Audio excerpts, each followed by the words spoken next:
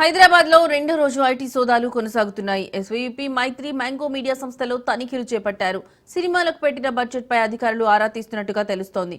Pushpa 2 budget వచ్చిన ఆదాయంపై వివరాలు అడిగి తెలుసుకున్నారని సమాచారం.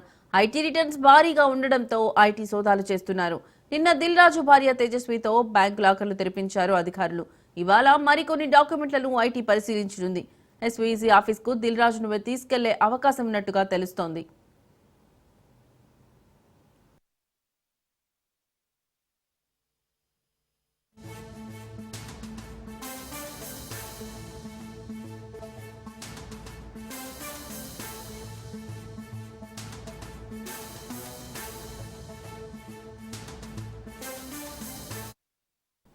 హైదరాబాద్ లో రెండో రోజు ఐటీ సోదాలు కొనసాగుతున్నాయి.